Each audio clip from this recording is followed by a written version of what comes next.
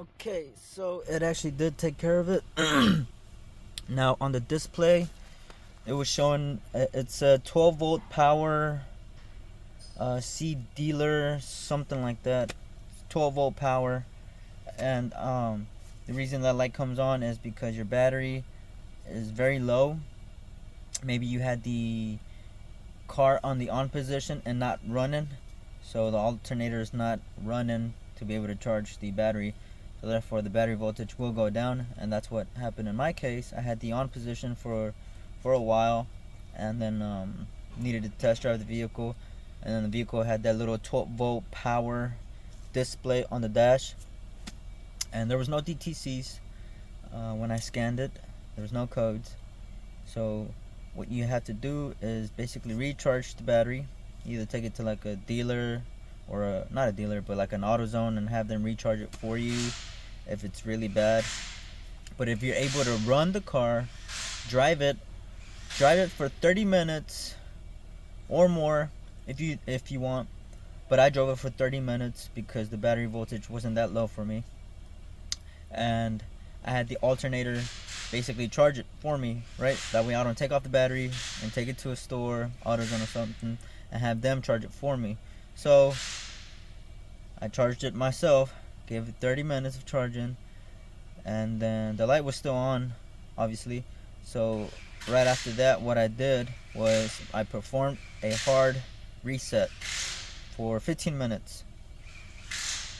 And that hard reset basically erases or cleans up, pretty much washes off all the electrical computers, the modules, anything electrical. It basically resets it. It's like restarting your phone, but so we're gonna be restarting or resetting our vehicle. And to do that is get yourself a 10 millimeter for this 2023 Rogue. Get yourself a 10 millimeter wrench and loosen off this nut right here to be able to take off the negative cable. Alright, so we're going to take off the negative cable and get yourself a little jumper wire and a rag.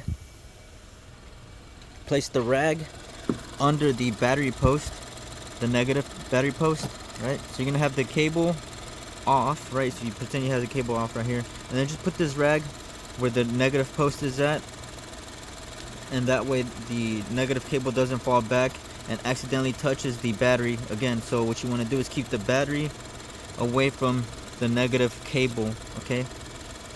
And then all you're gonna do is hook this up to your positive side, okay? Hook it up, clamp it down, whatever, and then hook the other end to the negative cable side. Remember, you don't want to have both of them touching, okay? So if you were to jump the cable with the battery connected and not disconnected from the negative, if you were to jump from here to here with it connected, you will start a fire.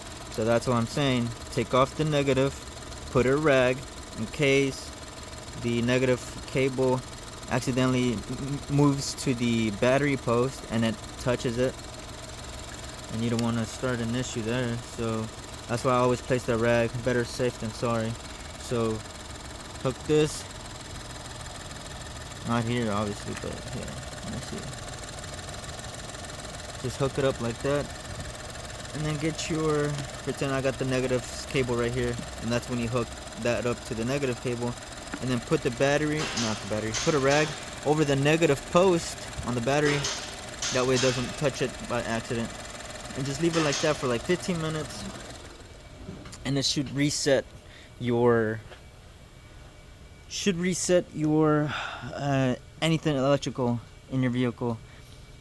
And then after that, take off the jumper wire, hook your battery back up, tighten down the negative side, make sure it's tightened, and then the light on the dash should disappear.